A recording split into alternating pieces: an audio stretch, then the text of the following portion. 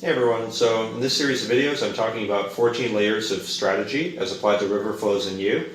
And in general on this channel I hope to empower you to advance the piano with maximum efficiency, quality, and independence through strategy and mindset. And as I mentioned in the previous video, often I'll talk about how in my teaching we'll layer dozens or even hundreds of strategies and mindsets on top of each other. But here I've just arbitrarily chosen 14 of them, and arbitrarily meaning there is no special reason for the number 14. There's nothing that states that these 14 are the most important layers or anything like that. I've also kind of combined some of them, some concepts together, some concepts like they could easily have been divided into more different layers and so on. But I just thought it'd be nice, it'd be interesting to just see an extended example, one way that you can layer many different strategies on top of each other. And the general thinking is that it's much more powerful to layer independently powerful strategies on top of each other rather than just using isolated tips and tricks. Because if one thing's working well, why stop using it, right? Why abandon this thing? Instead, keep using the thing that's working well, then add on another thing that's also working well, and then another thing, and everything will compound exponentially in effectiveness over time. So anyway, so the first layer, if you watch that, it kind of was several different concepts together. It was separate hands, and we were doing slow and to quality, right? To quality just meaning like we want it to be good overall, not hesitating, kind of a nice weighty touch. We're not going to be talking about musicality in this series very much, just kind of like the basics. And also observant, right? Like careful, like you're making sure you're reading the notes correctly, you're making sure that you're playing the notes on the piano correctly, and didn't do the greatest job of demonstrating slow, so I think I can go into that a little more. I was kind of playing things a little bit more up to speed. And today we'll also talk about going super small. So I did some of this already last time, but I can kind of point it out with more specific examples. So we'll just head on over here. Okay, so yeah, I think in terms of, I could say also something very quickly in terms of rhythm. So sometimes, we of course want you to play with the correct rhythm, right, ultimately.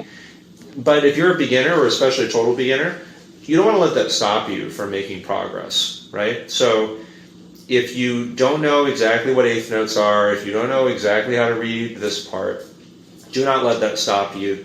In the worst case, you're playing the wrong rhythm. Okay, you're on your own. You might read the wrong rhythm.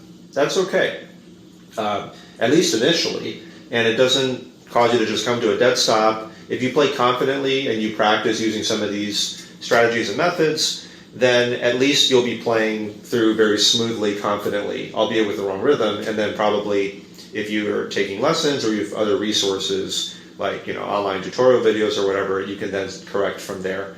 Of course, at some point in the future, then it's good to play with the correct rhythm from the start, but it's not absolutely necessary. Don't let that stop you from advancing, right? Make your best educated guess. So if you see, for instance, there are notes here and they look somewhat similar to each other, we can make the educated guess that probably they're going to be a similar length in terms of time. You try to play them as evenly as you can. So just make your best guess. Now, in terms of playing slower also, so let's say, for instance, I'm playing this, even just the beginning part, if I'm playing, right, if I'm having some trouble with that somehow,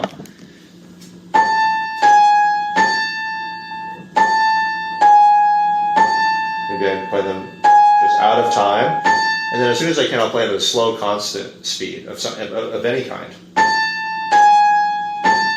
Right, that seems pretty good. So, it can be as slow as needed. It can be even slower than that. But that's what I would try to do. Or if we take another example, let's say, for instance, that we play, these three notes over here, for instance, right? And we're going to assume that I'm a student that can play with the correct rhythm here.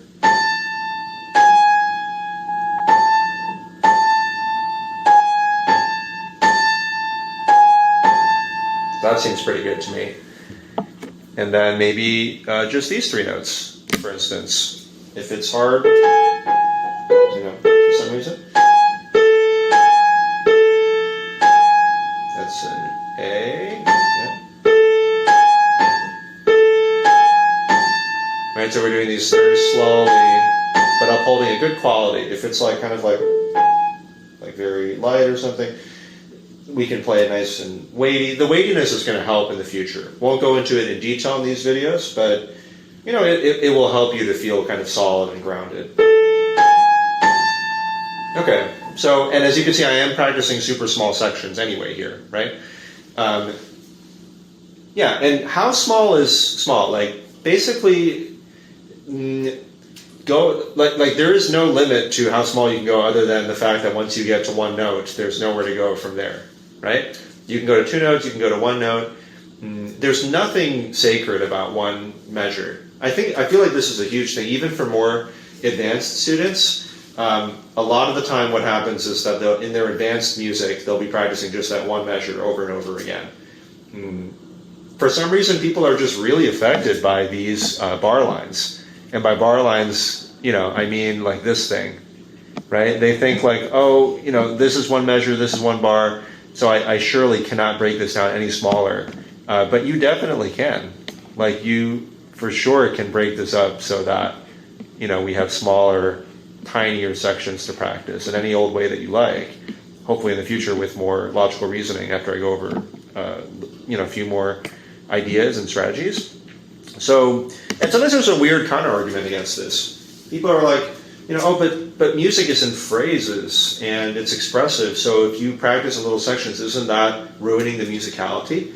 And, any professional musician, like if they have two notes that are uneven, or even one note that doesn't speak the way that they want it to, absolutely they should practice just that one note alone, just those two notes by themselves, right? To make sure that they're even, to make sure that they're beautiful. And if you can do that, then of course any fraction of a measure is fair game. So you go as small as you need to. So when we're talking about practicing the very small, definitely you can just orient yourself with one or two notes and then go from there. So let's take another area. For instance, this part over here. Let's say, for instance, that I want to practice like this part, right? So first of all, that's already very small, right? A lot of people wouldn't think to do that. They probably play like this entire area. But I'll isolate that area at the end and make sure that it's good and to quality, right? That I'm being careful about it and observant. Okay. Now let's say that even that's too difficult. Well, I can just play like literally from here to here, right? Like that's, I can do that. Or I can even just play like from there to there, like these two notes. Or I can play like from here to here, right? So just pairs of notes at a time too, or just from here to here, for instance, right? And that might seem like too small. You're like, well, what does that even do though? Like, does that really mean anything? And it absolutely does, because basically you're practicing you're formulating tiny little puzzle pieces, and they're like little gems or jewels, right? So what most people do is they play through relatively larger sections. Let's say that it's like a whole measure, which is already a relatively small section compared to still other people. And it's like a very so-so quality with hesitations, with like,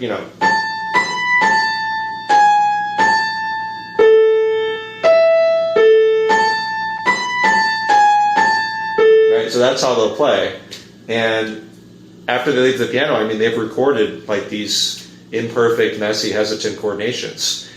But instead, if you actually practice little tiny sections to a much higher quality, your mind and body are actually recording perfect, to the extent that we can as humans and relative to our levels, little coordinations. And that'll be, those are the things that are recorded, right? So you're just doing little tiny, very high quality things, and then as time goes on, it'll become easier and easier to link those tiny little things into larger areas because they're at a very high quality. But if you practice a larger section and it's like kind of iffy, it'll be very difficult to ever get it to the quality that you want it to, or it'll be very inefficient as well too. So yeah, so definitely break things down as small as needed. It can be single notes, it can be just 2 notes, 3 notes. Any kind of thinking along these lines is going to help you. And of course, along with the first layer, you continue starting with separate hands, being like observant, playing slowly, and to as great a quality as you can muster.